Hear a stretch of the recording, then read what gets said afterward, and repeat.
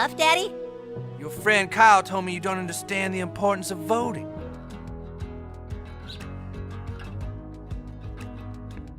Prehistoric Iceman. In this 1999 episode, the boys discover a man who has been frozen since the prehistoric year of 1996. But we found a frozen Iceman from the past!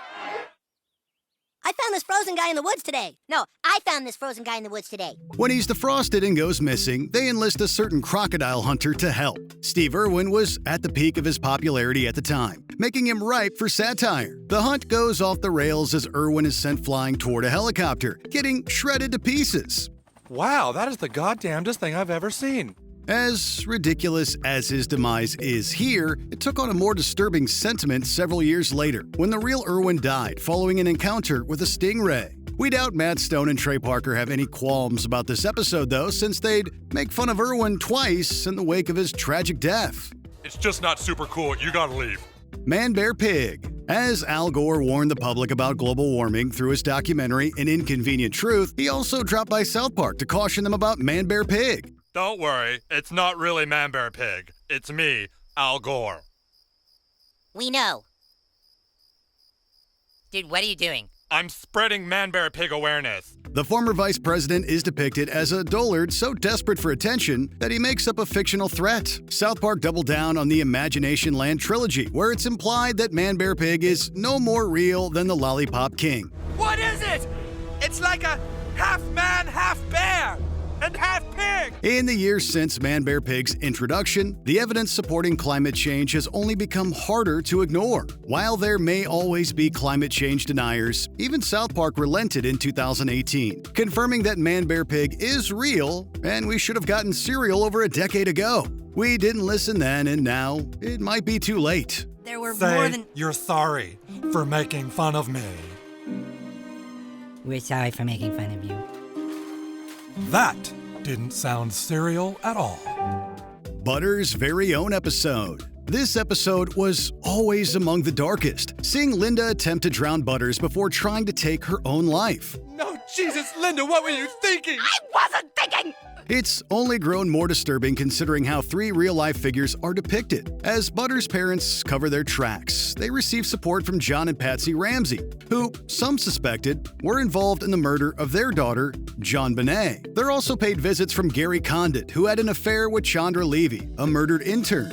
I spoke with the FBI, and some Puerto Rican guy has just made their #1 most wanted. Oh, good. Maybe now they'll catch him. The episode ends with Butters' father calling them out, although further evidence suggested that the Ramseys and Condit likely weren't behind these killings. Stone and Parker acknowledged that they were wrong 10 years later, but their regret seemingly didn't extend to O.J. Simpson, who was also parodied here. Hey guys. Chris, Linda, you know O.J. Simpson. Oh, sure. Britney's new look. No program prides itself on mocking celebrities like South Park. It was surreal to see Matt and Trey, of all people, standing up for Britney Spears when she was at her lowest. I can't take it anymore. That's not to say this episode doesn't take shots at her, but the real targets are the paparazzi in public who kicked Spears while she was down. Using Kyle as a surrogate, the South Park creators make a plea to back off Britney. We should have just left her alone. But we just had to push her. How could we know she would... Oh, we suck so hard. People are unmoved, insisting that Britney must be sacrificed for their corn harvest. While Spears thankfully survived this agonizing period, many have reassessed how the media contributed to her personal crisis. Looking back, it's unbelievable that South Park was among the few shows that said, hey, Britney's a person. All right, enough already.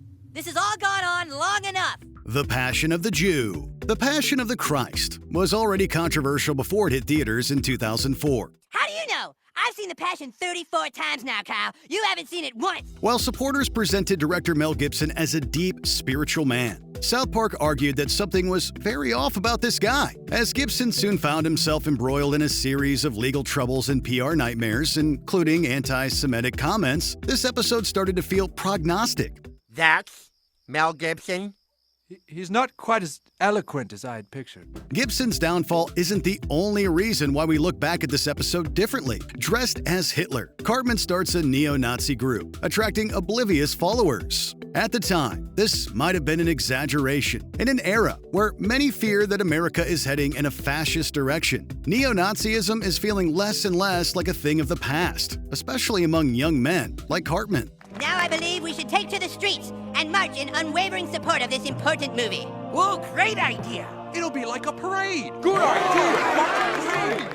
Super Best Friends. There are 5 South Park episodes you won't find on any major streaming services. Hi, Jesus. It's me, Stan Marsh. Of course I know you, my child. Come in. All of them have Muhammad in common. There wasn't much of an uproar when Muhammad popped up in Super Best Friends, fighting alongside Jesus, Buddha, and other religious figures. After Muhammad was depicted in an editorial cartoon from a Danish newspaper, his image suddenly became taboo. We can get anybody for you.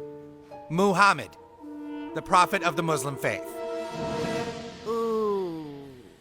That's tricky. South Park pushed back against this controversy, trying multiple times to get Muhammad past the censors again. Every attempt has brought challenges, however. Aside from a few sneaky Easter eggs, Super Best Friends remains the only episode where an uncensored Muhammad appears. The fact that we can't legally stream it is a reminder about how threats of violence can impede freedom of speech. If Muhammad appears in South Park, we get bombed. Hooked on Monkey Phonics. In terms of content, there isn't anything particularly controversial about this episode, which centers on homeschooling. This year's gonna be different. Look, I got you hooked on Monkey Phonics. What makes Hooked on Monkey Phonics so unsettling is a tragedy that occurred behind the scenes. The day after it aired, Mary Kay Bergman, who voiced most of the show's female characters, took her own life amid severe mental health struggles. Bergman's voice can be heard in the subsequent episode, Starvin' Marvin in Space. While archival recordings were used in Mr. Hankey's Christmas classics, Shut up, turds! Moving forward, South Park required multiple voice artists to fill the void that Bergman left behind. When Hooked on Monkey Phonics debuted, nobody was prepared to say goodbye to Bergman. Rewatching the episode today, it's hard not to get choked up.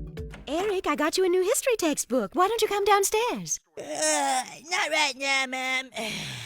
Eric, please, we have to do some studying today. I am studying, Mom. I'm learning with the Phonics monkey. The return of Chef. After South Park called Scientology a scam in Trapped in the Closet, Isaac Hayes stopped voicing Chef.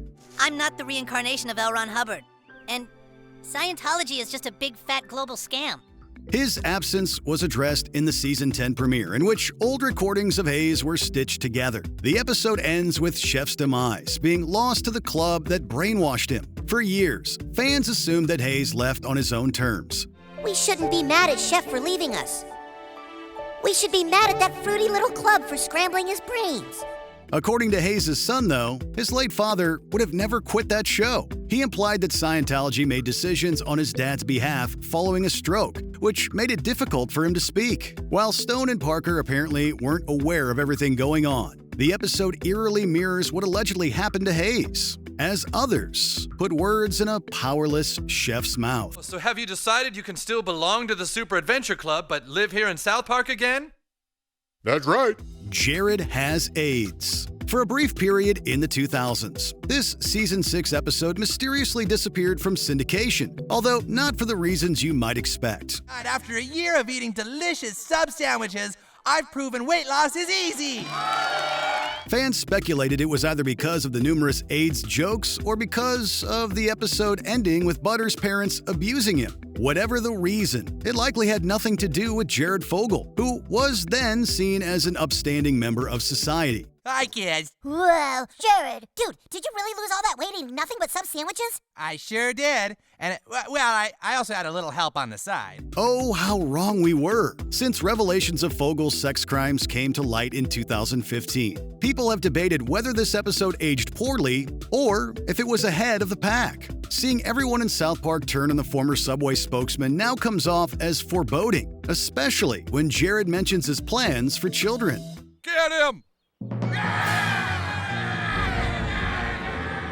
Got a nut? In an episode that also made fun of Donald Trump, J.D. Vance, and Kristi Noem, Cartman's take on Charlie Kirk was almost an afterthought upon airing in August 2025. I'm sick of people stealing my shtick. If anyone around here is going to be a master debater, it's me. When the far-right figure was murdered that September, Kirk became this episode's key talking point. While Got a Nut remained available through streaming, it was pulled from reruns.